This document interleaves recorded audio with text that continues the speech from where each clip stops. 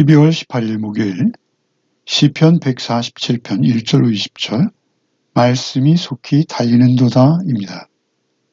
이 시편은 세 단락으로 나누어집니다. 시인은 각각의 이유로 인해서 하나님을 찬양하라 권하고 있습니다. 첫째, 포로로 흩어진 자들을 모아서 예루살렘을 세우시며 그 가운데 마음이 상한 자들을 고치시는 하나님이시기에 그 하나님을 찬양하라 합니다. 둘째는 천지 만물을 다스리시는 크신 하나님이심에도 불구하고 그 인자하심을 바라는 겸손한 자들을 기뻐하시는 하나님이시기에 그 하나님을 찬양하라 합니다. 셋째는 말씀으로 자연과 역사를 다스리시며 또한 그 말씀을 이스라엘에게 주신 하나님이시기에 그 하나님을 찬양하라 합니다. 1절로 6절입니다. 할렐루야! 우리 하나님을 찬양하는 일이 선함이요 찬송하는 일이 아름답고 마땅하도다. 여호와께서 예루살렘을 세우시며 이스라엘에 흩어진 자들을 모으시며 상심한 자들을 고치시며 그들의 상처를 싸매시는도다. 그가 별들의 수효를 세시고 그것들을 다 이름대로 부르시는도다. 우리 주는 위대하시며 능력이 많으시며 그의 지혜가 무궁하시도다. 여호와께서 겸손한 자들은 붙드시고 악인들은 땅에 엎드려 드리시는 도다. 1절에 하나님을 찬양하는 것은 선하고 아름다우며 마땅한 일이기에 하나님을 찬양하라 하고 있습니다. 2절에는 하나님께서는 포로로 잡혀왔던 그들을 예루살렘으로 다시 돌아오게 하시고 예루살렘을 재건하게 하시며 이스라엘에 흩어진 자를 모으시고 상심한 자를 고치십니다. 3절의 상심이라는 히브리어 단어는 부수다, 산산조각내다 라는 단어와 마음을 뜻하는 레브라는 단어가 합쳐진 말입니다. 이것은 단순한 슬픔을 넘어 오랜 포로 생활, 그 절망적인 현실 앞에서 공동체와 자신의 정체성이 산산조각난 상태를 의미합니다. 포로 생활 중 하나님과 단절된 그들은 생각의 중심인 마음이 하나님을 신뢰하지 못하게 되었고 자기 자신만을 믿으며 오직 생존을 위한 강박 속에서 살았을 것입니다. 그렇게 산산조각 부서진 그들의 마음들을 하나님께서는 일일이 고치시며 그 상처를 싸매셨습니다. 놀랍게도 4절에는 그들의 마음 하나하나를 고치신 하나님이 별들의 수요를 세시며 그들을 다 이름대로 부르시는 분이라고 말합니다. 이것은 곧 하나님이 전능하신 분이시며 그 별들의 운행을 지금도 계속하시는 창조주라는 뜻입니다. 인간은 밤하늘의 별들을 모두 셀 수 없고 그 많은 별들의 이름을 알 길도 없습니다. 그러나 주님은 위대하셔서 크신 능력과 무한하신 지혜로 별들을 만드시고 운행하시면서도 지극히 작고 사소해 보이는 그 포로 귀환된 이스라엘 백성들의 마음에 찾아오셔서 고치시며 그들의 상처를 싸매어 주십니다. 6절은 여호와께서 겸손한 자는 붙드셔서 고치시지만 악인은 끝내 하나님의 손길을 거부하고 땅에 엎드려진다 말합니다. 여기서 겸손한 자는 단순히 성품이 온유한 사람이 아닙니다. 자신의 능력이나 힘으로는 아무것도 할 수 없고 오직 하나님의 은혜로만 구원 얻을 수 있음을 인정하는 그런 겸손입니다.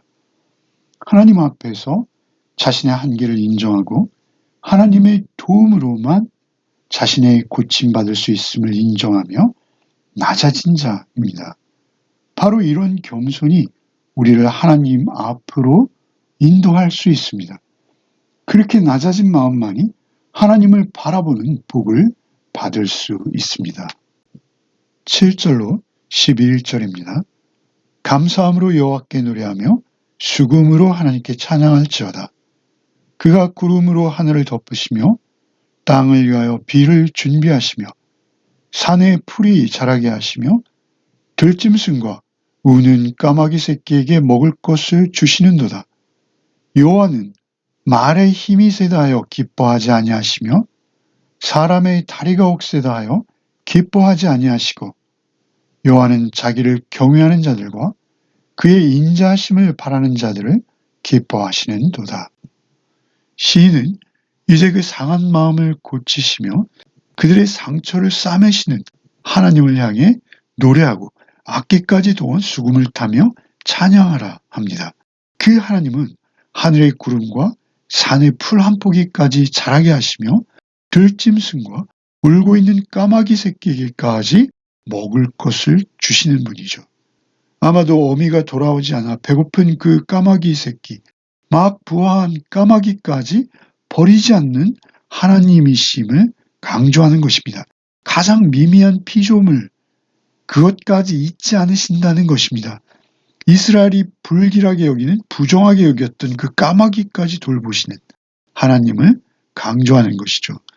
그리고 하나님께서는 힘센 말과 억센 사람의 다리를 기뻐하지 않는다 하십니다.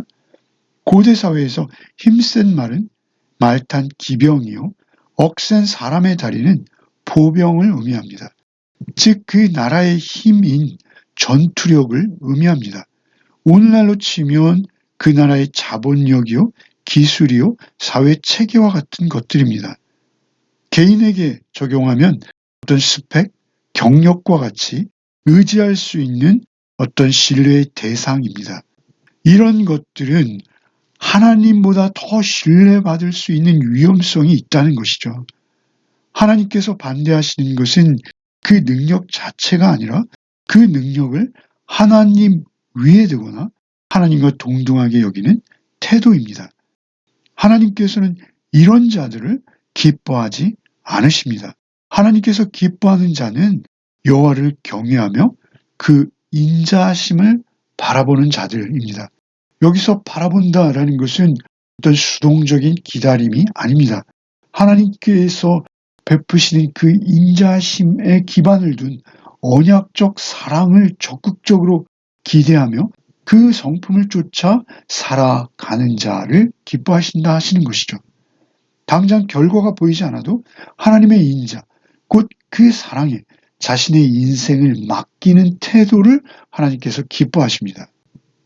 자신이 자신의 힘을 들어서 자신을 입증하려는 자가 아니라 더 이상 자기 의를 주장할 수 없음을 알고 오직 하나님의 헤세드, 그 사랑만이 살 길임을 고백하는 상태를 하나님께서 기뻐하십니다. 12절로 20절입니다. 예루살렘아 여호와를 찬송할지어다. 시온아 내 하나님을 찬양할지어다.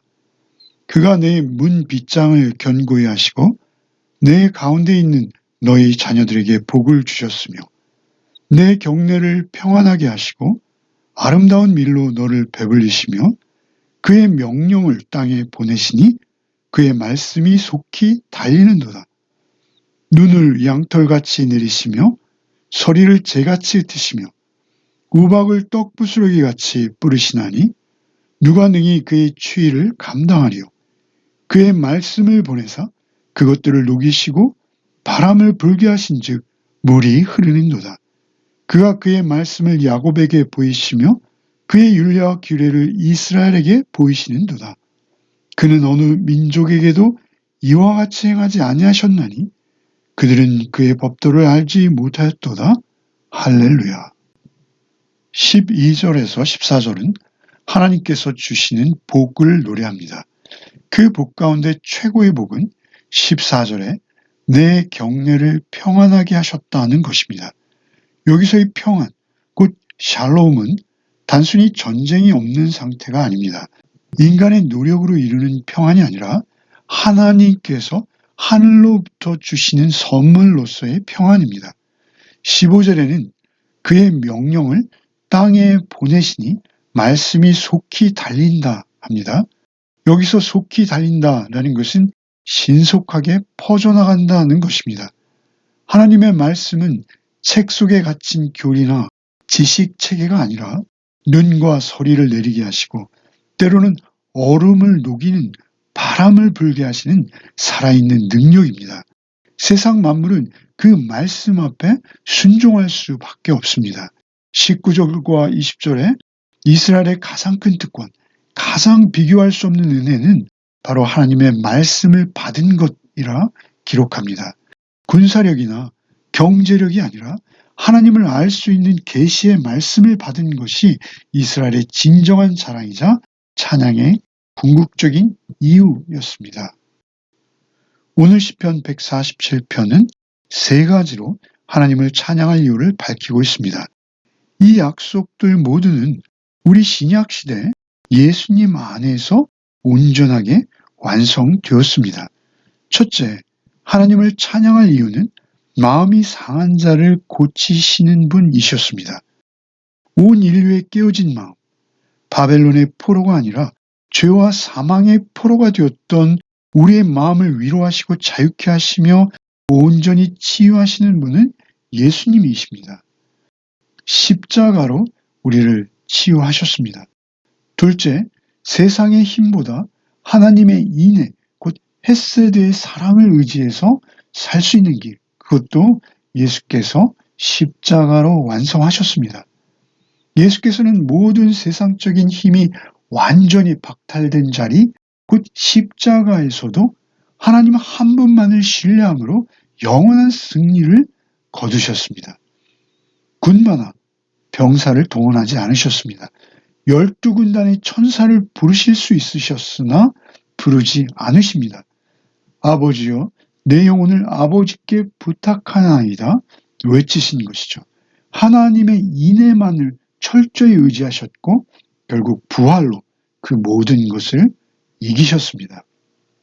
세 번째, 말씀을 보내셔서 이스라엘을 복되게 하고 평강을 내려주셨죠. 그런데 이제는 그 말씀 자신이 그 로고스 자체이신 예수께서 육신이 되어서 직접 오셨고 이제는 성령님과 함께 우리 안에 장막을 치셨습니다. 주님은 우리의 마음을 고치시고 우리가 참으로 의지해야 할 하나님의 인애, 곧 사랑을 십자가로 보여주시고 말씀으로 지금 우리와 함께 계십니다. 오늘도 오직 주님 안에서 말씀에 귀를 기울이시며 그 말씀에 온전히 여러분을 맡기시는 하루가 되기를 바랍니다. 말씀으로 우리를 찾아오시고 동행하시는 주님만을 높일 때 찬양이 우리를 떠나지 않는 하루가 되기를 바랍니다. 기도하겠습니다. 죄와 절망의 포로가 되어 산산조각났던 저희들의 마음, 가난한 마음을 외면치 않으시고 오직 주의 십자가 사랑으로 일일이 싸매고 고쳐주심에 주께 감사를 드립니다. 주님, 세상의 군마와 병거와 같은 힘을 의지하려는 유혹 앞에 저희들의 마음을 지켜 주시옵소서. 어떤 내 힘이 아니라 오직 하나님의 변함없으신 사랑, 그 헤세드만을 바라보는 겸손한 자로 오늘 하루를 살게 하여 주시옵소서. 내가 나를 증명하려 애쓰는 삶이 아니라 나를 향하신 주의 인자하심에 온전히 나를 맡기는 평안 가운데 오늘 하루를 지내게 하여 주시옵소서. 말씀 육신 되신 주님과 동행하며 우리의 입술에 할렐루야 주님을 향한 찬양이 끊이지 않는 복된 하루가 되게 하여 주시옵소서. 우리 가운데 동행하시는 예수 그리스도 이름 받들어 기도하옵나이다. 아멘.